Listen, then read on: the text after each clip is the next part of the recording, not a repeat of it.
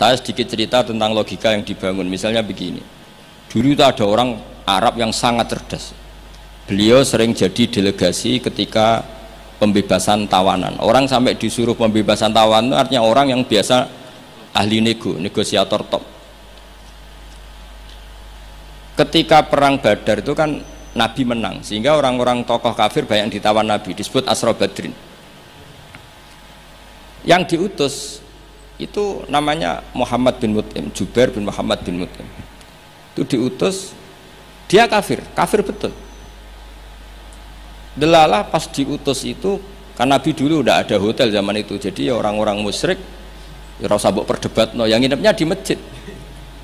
Tapi aja terus jadi hukum saya wong musyrik oleh nginep. Dulu itu ya memang kondisinya seperti itu. Itu delalah Nabi pas sholat maghrib baca surat Wattur. Wattur wa kitabim mastur fi raqqim mansur wal baitil ma'mur wasaqfil marfu. Itu dia tertarik dengan kalamnya Quran. Makanya kalau sampai tidak bisa tafsir itu harusnya susah sesusah-susahnya. Karena orang kafir saja faham, masa kita santri tidak faham? Loh, Sayyidina Umar itu masuk Islam gara-gara dengar apa? Quran. Menjadi muslim karena faham atau karena tidak faham?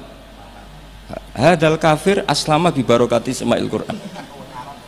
Ya ora krana wong Arab iki, padune ngeles ini.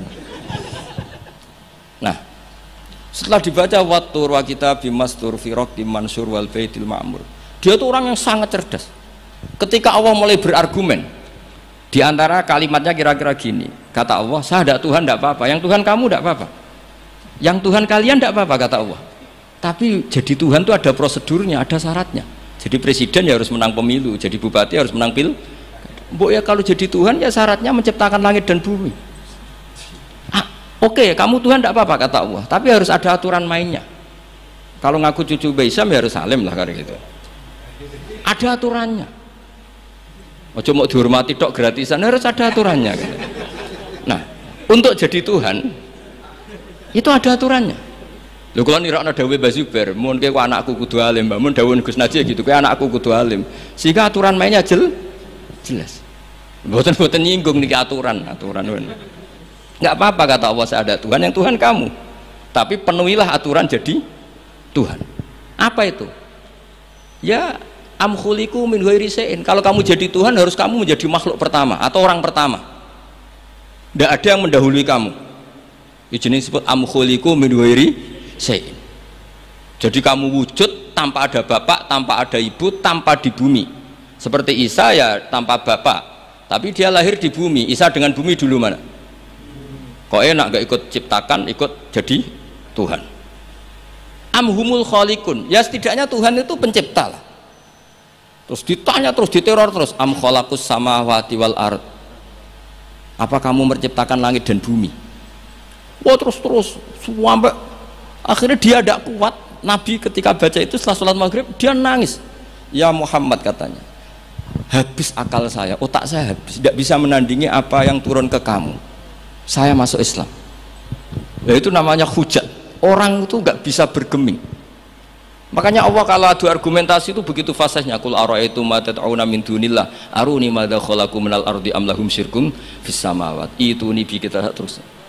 Allah itu rileks saja. Qul ara'aytum ma tad'una min dunillah. Coba kenali apa yang kamu sembah selain Allah. Aruni madza khalaqu minal ardi. Mbok ya kalau ngaku Tuhan itu pas aku gawe bumi urun lah, melok roan lah. Am lahum syirkun fis samawati. Paling gak pas gawe langit itu melok bantu lah. Urun. Syirkun itu kontribusi. Aku gaya langit bumi ora urun, pas gaya langit yang menengah, ngerti-ngerti ngaku pangeran. Gua apa-apaanan jadi. Wah itu kan orang jadi top tenan Muhammad sing turun niku sudah Islam saja Islam. Ya itu makanya ini ketok nak Imam Syatibi itu ahli tafsir, sehingga kalau muji Quran dan disare di Sirajul Qorek yang dimaksud hujah itu apa? Adalah adillatul Quran al-la'ikhah wa hujajuhu al-wadihah. Jadi Quran itu kalau sudah berargumentasi itu tidak bisa dibantah. Dan Allah rileks saja. Makanya Allah ketika disaingi itu tidak terus marah, itu tidak. Aruni madza khalaqu minal ardi am lahum syirkun fis samawati. Kata Allah, nggak apa-apa kamu menyembah iblis, menyembah setan, nggak apa-apa, tapi buktikan kalau setan dan iblis itu pencipta langit bumi. Ternyata ndak, ma asyadduhum khalqas samawati wal ardi wala khalqa anfusihim. Yo kalau nuhankan sesuatu tuh yo dipikir lah. Syarat sahnya jadi Tuhan itu harus pencipta, ndak didahului oleh siapapun. Ada aturannya. Jangan selonang-selonong ngaku Tuhan. Sehingga ketika Fir'aun ngaku Tuhan, itu argumennya Nabi Musa itu pernah dimentahkan oleh Fir'aun. Ketika Fir'aun tanya Musa, wa ma rabbul alamin, Nabi Musa sempat jawab rabbus samawati wal ard, yang nuhani langit dan bumi. Fir'aun masih bisa ngeles soal di bumi, saya kemana-mana jalan, ma'alimtu lakum min ilahin ghairi, saya tidak pernah melihat Tuhan selain saya, yang dituhankan saya. Soal kemungkinan Tuhan anda di langit, fa'ukit liyaha maun alatini faj'ali sorkhala ali at-toli'u ila ilahi Musa. Sudah, Haman saya bikinkan piramida yang tinggi supaya saya bisa melihat Tuhannya Musa. Lalu itu kan celaka, kalau betul Fir'aun naik pasti tidak melihat Tuhan, karena Tuhan tidak bisa dilihat. Wong kita yang mukmin yang kiai aja tidak bisa lihat, apalagi Fir'aun. Wes kiai wis gus wis ana sing salam tempel ora iso delok. Kadang digoleki barokah ora iso rawa apa meneh. Fir'aun. Akhirnya Nabi Musa ganti argumentasi.